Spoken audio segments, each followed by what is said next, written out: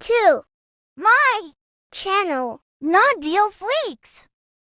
Hujan gerimis menyelimuti kota malam itu. Jam menunjukkan jam 2:43 dini hari ketika sebuah mobil ambulans melaju cepat menuju rumah sakit. Di dalamnya, Ibu Debbie terengah menahan rasa sakit yang datang berulang-ulang. Ibu, tenang ya. Kita langsung bawa ke ruang operasi. Dokter jaga hari ini, Dokter Sabil. Dok, kondisi Ibu Ratna agak lemah, tekanan darah drop, tapi pembukaan sudah lengkap. Saya dokter yang akan membantu ibu hari ini. Tenang, fokuskan untuk melahirkan. Suster, tolong siapkan alatnya. Kita bantu prosesnya.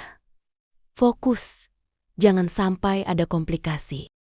Teriakan nyaring ibu menggema di lorong rumah sakit. Ibu menggigit bibir, memejam kuat, lalu mendorong sekuat tenaga. Sementara itu, Pak Arman menunggu di depan ruang operasi dengan dihantui rasa takut.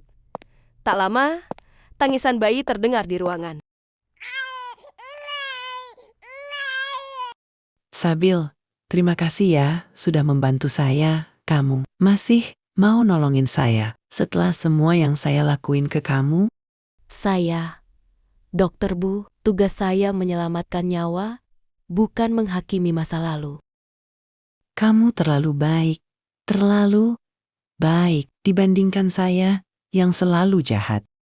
Bu, ini bagian dari profesi saya. Saya di sini untuk membantu siapapun tanpa memandang masa lalunya. Bagi saya, semua pasien itu sama, Bu. Masa lalu seseorang bukan alasan untuk tidak ditolong. Saya seorang dokter, Bu. Saya menyelamatkan nyawa, bukan mengorek luka lama. Sambil berjalan keluar dari ruang operasi, Ratna hanya bisa menangis. Hatinya remuk oleh rasa bersalah yang terlambat. Sementara itu, rumah sepi. Debbie ditinggal sendirian di rumah.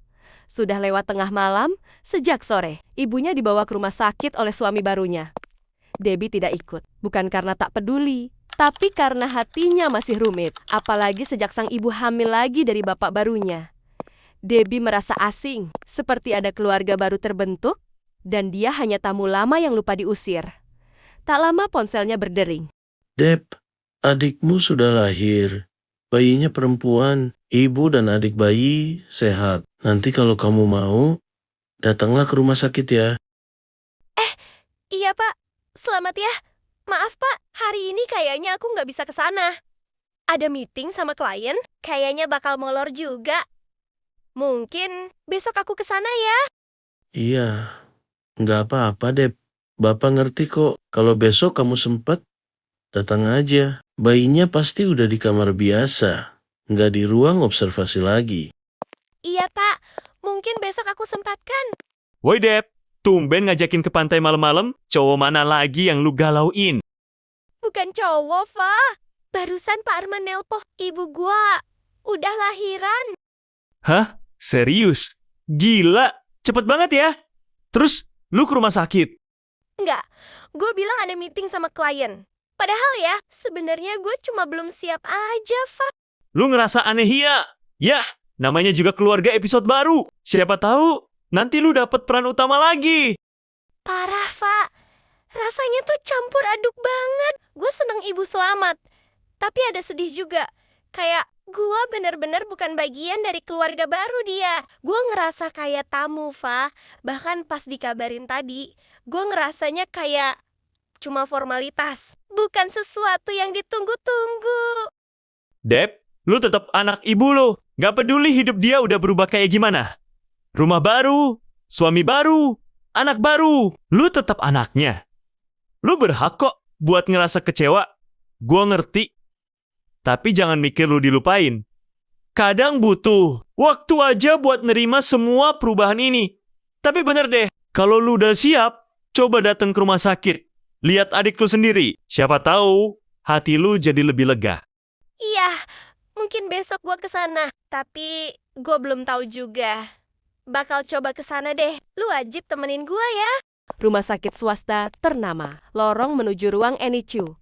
Debbie baru selesai menjenguk ibunya yang baru melahirkan. Saat hendak keluar ruangan, dia melihat seseorang berdiri dengan jas dokter. Jantungnya langsung berdegup keras. Sabil. Debbie, gua denger ibu lu udah melahirkan. Selamat ya. sekarang dokter di sini. Gua nggak nyangka bakal ketemu lu di sini. Iya, Deb. Gua yang menangani ibu lu waktu lahiran. Gua nggak tahu itu beliau. Sampai staf ngasih nama lengkap pasien. Tenang aja, Deb. Gua tetap tangani dengan baik. Karena gua dokter, gua nggak bawa dendam ke meja operasi. Gua nggak tahu harus ngomong apa. Gua minta maaf. Gua bener-bener minta maaf, Bill. Gua masih inget semua kesalahan gua ke lu. Dan gua nyesel. Gua egois. Gua jahat. Gua cuma ikut-ikutan ibu gua. Nyiksa lu. Padahal lu nggak salah apa-apa. Gua malu, Bill. Bener-bener malu. Bahkan, ibu gua pun diselamatin loh. Padahal dulu dia pengen lu keluar dari rumah secepatnya. Deb, gua udah terlalu capek buat marah. Buat benci, gua udah nggak mau mengingat semuanya. Semua perlakuan lu dan ibu lu. Karena kalau gua inget, gua makin ngerasa sesak. Gua pengen ngelupain semuanya. Bukan buat kalian, tapi buat diri gua sendiri. Gua pengen hidup tenang. Itu aja. Gua jadi dokter, nggak nyari pengakuan. Gua kerja di sini buat bantu orang. Maafin gue ya, Bill. Gue akan terus belajar jadi orang yang lebih baik. Mungkin bukan buat lu, tapi buat diri gue sendiri. Itu langkah awal yang bagus. Tapi inget, Deb, maaf itu bukan cuma kata-kata. Itu harus dibuktiin. Debbie berdiri diam di lorong, menangis diam-diam. Bukan karena dimarahi, tapi karena akhirnya sadar bahwa orang yang paling dia rendahkan sekarang adalah orang yang paling menjunjung tinggi kemanusiaan. Thanks for watching. Subscribe sekarang.